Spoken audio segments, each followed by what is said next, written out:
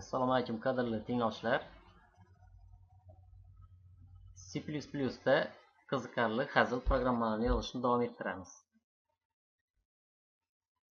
Ko'rib turganingizdek, yana o'sha Visual Studio, C++ kompilatori va men dialogu okno tayyorlab oldim.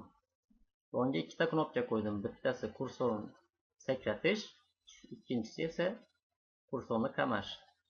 Birinchi darsimizda biz kursor sakratishni ko'rib o'tamiz. Demak, kodga o'tadigan bo'lsak, sikl 0 dan 30 gacha aylanadi. Siklning ichida esa setCursorPose funksiyasi bu kursorni x, y joylashishiga javob beradigan funksiya va rand funksiyasi x 1000, y 600 parametrlari.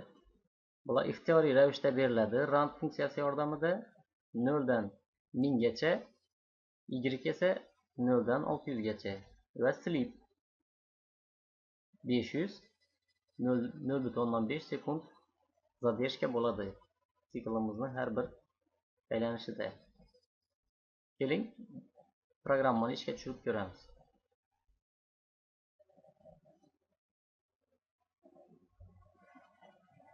Kursor sakratish knopkasini bosamiz. Ko'rib turganingizdek, kursorimiz u yoqdan bu yoqqa sakrayapti. Albatta bu hazil programmamiz.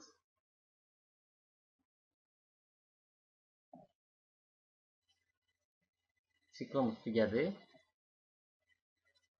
Demak, darsimizni birinchi qismi ham hozircha yakuniga yetdi. Xayr, keyingi darsimizda ko'rishguncha omon bo'ling.